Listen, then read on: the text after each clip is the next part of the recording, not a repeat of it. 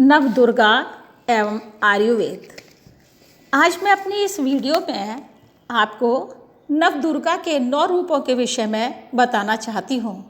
हम सभी ये जानते हैं कि नवदुर्गा के 9 रूप होते हैं। 9 देवियों को कौन नहीं जानता है। ये 9 देवियों के जो रूप है ये हमारे घरों में पाए जाने वाले औषधि या आयुर्वेदिक पौधों से जुड़े हुए हैं। 9 देवियों को तो हम सभी जानते हैं, परंतु इनके नाम औषधियों से कैसे जुड़े हुए हैं, क्या आप इसके विषय में जानते हैं? नहीं, तो आइए आज हम इसके विषय में चर्चा करते हैं। नंबर पहले आते हैं शैलपुत्री। पर्वतराज हिमालय के घर पुत्री रूप में उत्पन्न होने के कारण इनका नाम शैलपुत्री पड़ा। हरड़ भारतीय किचन में प्रयोग होने वाला एक मसाला है। इसका अनेकों प्रकार से प्रयोग किया जाता है, अनेकों रोगों में काम आता है। नींबू का अचार बनाते समय इसका विशेष रूप से प्रयोग किया जाता है। यह औषधि हरड़ हिमावती है, जो देवी शैलपुत्री का ही एक रूप है। इसे आयुर्वेद में प्रधान औषधि माना जाता है। यह 7 प्रकार की होती है: पथ्या, हरितिका, अमृता, हेमवती, कायस, चेतकी एवं श्रेयसी।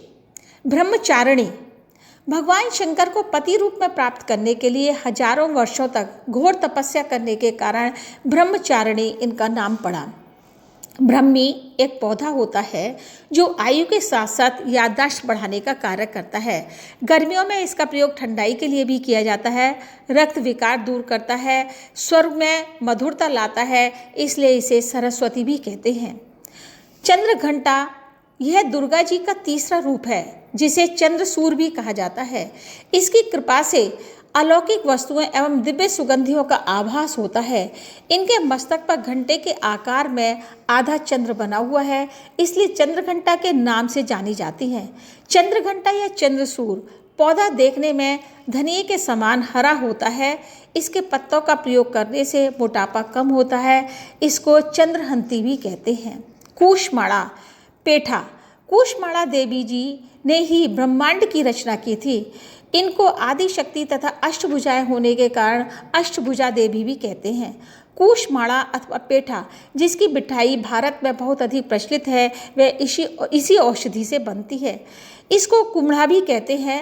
रक्त विकार संबंधी और पेट संबंधी विकारों को दूर करती है। मानसिक रोग वाले व्यक्ति इसे अमृत समझ करके इसका प्रयोग करते हैं। स्कंद माता या अलसी नवरात्रि के 5वें दिन स्कंद माता की पूजा की जाती है। यह परम सुख देने के साथ साथ सांसारिक जीवों में नव चेतना का निर्माण करती है। अलसी फ्लैक्सीड्स में देवी स्कंदा औषधि के रूप में विद्यमान है।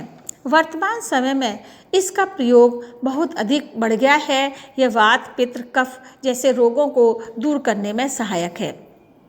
कात्यायनी या मोइया हिंदू देवी पार्वती का छठा रूप कात्यायनी देवी है। ब्रज की गोपियों ने भगवान कृष्ण को पति रूप में पाने के लिए कालिंदी यमुना पर इसी देवी की पूजा की थी। देवी कात्यायनी आयुर्वेद में अम्बा, अम्बालिका तथा अंबिका के नाम से जानी जाती हैं। इस पौधे को मोइया भी कहा जाता है। कफ, पित्त तथा गले के रोगों का नाश करता है। कालरात्रि या नागदोन इस देवी का रंग अंधकार के समान काला, रूप भयानक, बिखरे बाल तथा गले में बिजली के समान चमकने वाली माला है। भयानक रूप होने के बाद भी शुभ फल देने वाली हैं, इसलिए शुभकारी भी कहलाती हैं।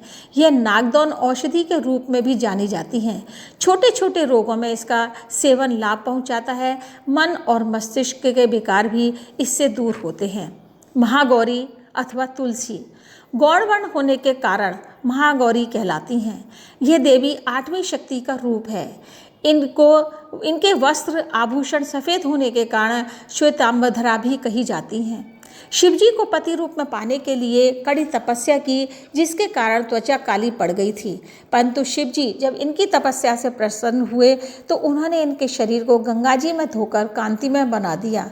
तुलसी के फायदे कौन नहीं जानता है। ये बहुत रोगों में काम आती है, लेकिन ये बहुत कम लोग जानते हैं कि तुलसी 5 प्रकार की होती है: काली तुलसी, सफ़ेद तुलसी, राम तुलसी, वन तुलसी तथा नींबू तुलसी।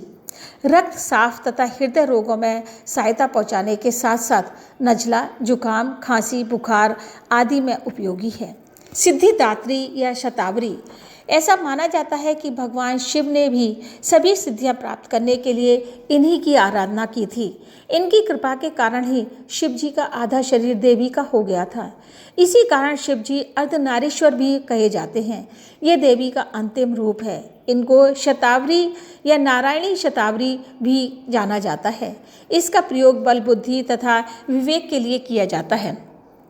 ये देवी के 9 देवियों के 9 रूप हैं जो हमारी आयुर्वेदिक दवाइयों से कहीं ना कहीं किसी न किसी प्रकार से जुड़े हुए हैं, जिनका कार्य मन, मस्तिष्क, बुद्धि, बल तथा कुछ रोगों में, हल्के हल्के रोगों में सहायता प्रदान करना है।